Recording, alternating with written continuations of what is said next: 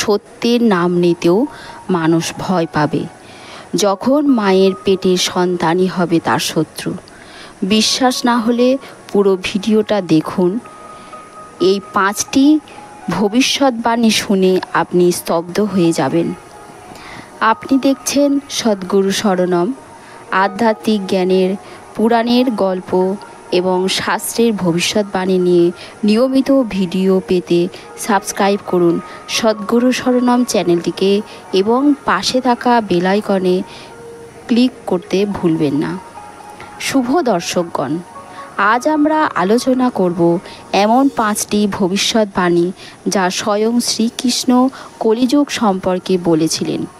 এই ভবিষ্যৎবাণীগুলো আজকের সমাজে কেমনভাবে বাস্তব হচ্ছে তা শুনলে আপনার শিরদাঁড়া দাঁড়িয়ে ঠান্ডা হয়ে যাবে। এই ভবিষ্যৎবাণীগুলো উঠে এসেছে মূলত মহাভারতের শ্রীমদ্ ভগবদ্ গীতা ও ভাগবত পুরাণের নানান অংশ থেকে। শ্রীকৃষ্ণ যখন যুধিষ্ঠির কলিযুগের চিত্র এঁকে দেখাচ্ছিলেন, তখন তিনি এমন কিছু কথা বলেছিলেন যা আজ প্রায় হুবহু সত্যি হতে চলেছে। ধর্ম ও সত্য বলবে বিদায়।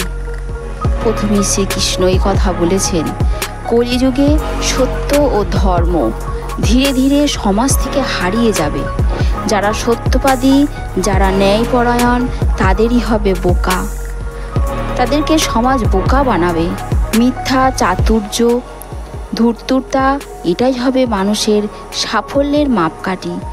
আপনি নিজেই দেখুন, আজ যারা ধোঁকাবাজ তারাই প্রতিষ্ঠিত, আর যিনি নির্লোভ তাকে বলা হবে সাধু বোকা। পিতামাতার প্রতি অবজ্ঞা।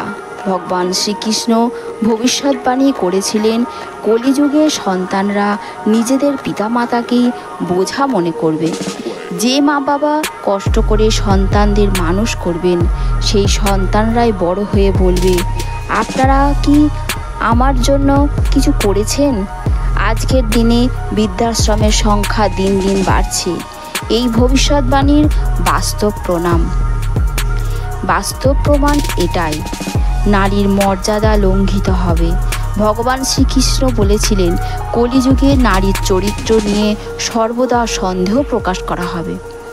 নারীকে শুধু ভোগের বস্তু হিসেবে দেখা হবে। যারা মাতৃপক্ষ বা গৃহলক্ষ্মীর মর্যাদা করবে না, এমনকি সমাজে নারীর পা ছুঁয়ে আশীর্বাদ নিত যে সমাজে, সেই সমাজই তাকে অপমান করবে, অত্যাচার করবে, অবজ্ঞা করবে। আজকের খবরের কাগজ খুললেই এই দৃশ্য চোখে পড়বে। এ কি সেই ভবিষ্যৎবাণী? ধর্মের নামে ব্যবসা শুরু হবে। ভগবান শ্রীকৃষ্ণ বলেছিলেন, কলিযুগে ধর্মও এক ধরনের ব্যবসা হয়ে উঠবে। যে ধর্মের মূল ছিল ত্যাগ, সহানুভূতি, প্রেম, তা হয়ে উঠবে টাকার বিনিময়ে পরিচালিত প্রতিষ্ঠান। পুরোহিত, গুরু, সাধুদের একটা বড় অংশ শুধুমাত্র অর্থ, খ্যাতি আর ভক্ত সংখ্যার পেছনে ছুটবে। আজকের দিনে ধর্মীয় অনুষ্ঠানে যতটা বাহারি আয়োজন, তার অর্ধেকও যদি গরিবের উপকারে লাগতো, তাহলে তো সমাজটাই হয়ে যেত অন্যরকম। প্রকৃত ভক্তকে চিনবে না কেউ। সবচেয়ে ভয়ঙ্কর ভবিষ্যৎবাণী ছিল এটাই ভগবান শ্রীকৃষ্ণের, কলিযুগে যে সত্যিকারের ভক্ত হবে তাকে সমাজ চিনবেই না। যারা বদলের লোক দ্বারা আচার পালন করবে, তাদেরকে বলা হবে বড় সাধু। অর্থাৎ অন্তরের ভক্তি থাকবে ঢাকনার নিচে, আর বাহ্যিক আচরণ হবে আসল পরিচয়। আজ অনেক সৎ বিনম্র ভক্ত গোপনে প্রার্থনা করেন, কিন্তু তারা আলোয় আসেন না। আর যারা ভক্তির নামে প্রচার করে বেড়ান, তারা মিডিয়ার হেডলাইন হন। ভগবান শ্রীকৃষ্ণ আগেই আমাদের সাবধান করে বলেছিলেন, কলিযুগ সহজ নয়। এ যুগে নৈতিকতা রক্ষা করার সবচেয়ে বড় তপস্যা। কিন্তু তিনি এটাও বলেছিলেন, যদি কেউ সত্য পথে থাকে, ভগবানের নাম জপ করে, তাহলে কলিযুগে সেই ব্যক্তি রক্ষাপ্রাপ্ত হবেই।